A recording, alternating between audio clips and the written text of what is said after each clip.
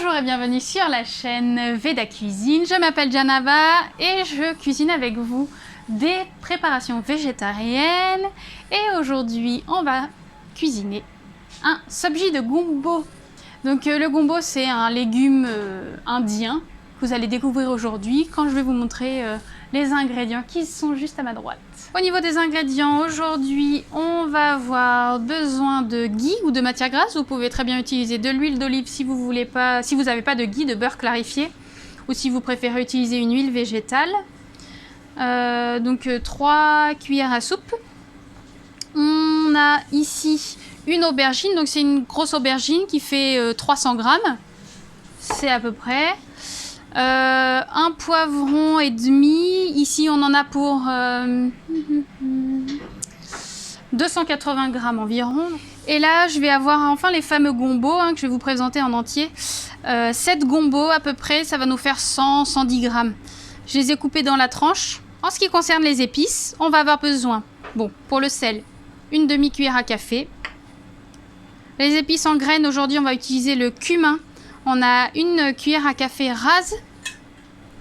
Et les épices en poudre, on a une cuillère à café rase de curcuma, une cuillère à café de coriandre en poudre, une cuillère à café de paprika et une demi-cuillère à café de gingembre en poudre parce que c'est quand même assez fort. On va commencer. On commence par allumer le gaz. On fait fondre le ghee. Ou si on a mis de l'huile d'olive, on fait légèrement réchauffer notre matière grasse. Surtout, n'utilisez pas du beurre. Quand moi j'utilise du beurre clarifié, c'est bien adapté pour faire un chanfre, un mélange d'épices comme ça. Le beurre, c'est pas adapté. Ça grille et ça va pas prendre une bonne texture. Vaut mieux utiliser une huile. Même si vous n'avez pas de l'huile d'olive, utilisez une huile un peu plus neutre si vous avez une huile de tournesol. Mais surtout, pas utiliser de beurre.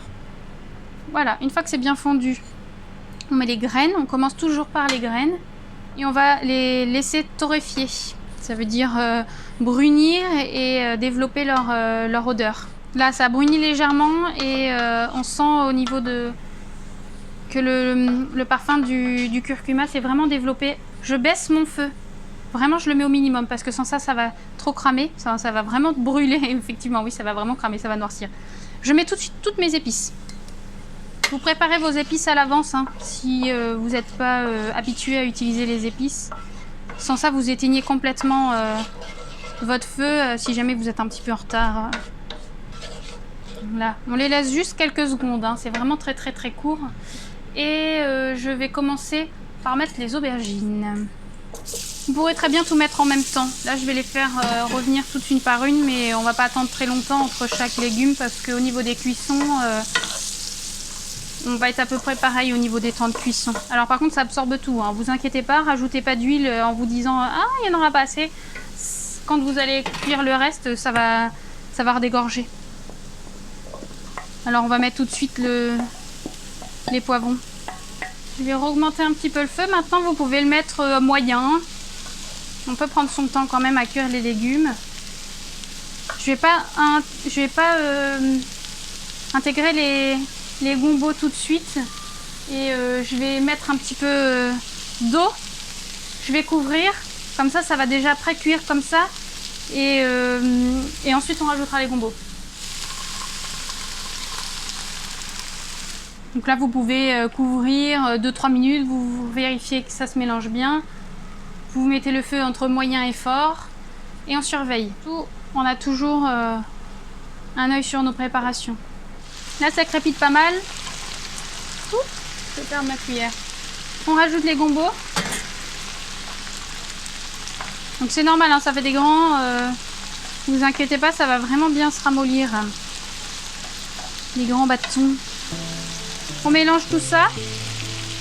On met le sel à ce moment-là. Hop, il est accroché dans le fond. On couvre et on surveille régulièrement.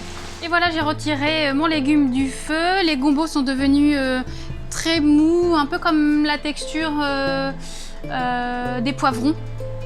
Et du fait qu'on n'a pas rajouté d'eau à partir de l'incorporation des gombos, ils sont vraiment une belle texture et le légume est pas trop gluant comme je vous ai parlé un peu plus tôt dans la vidéo. C'est vraiment cuisson au top. D'ailleurs, en parlant des gombos, Vous pouvez arriver à les trouver dans les épiceries orientales et principalement dans ces endroits-là. Vous allez pouvoir les trouver facilement. Voilà. J'espère que cette vidéo vous a plu. N'oubliez pas de vous abonner et de mettre des pouces si vous avez aimé. À bientôt!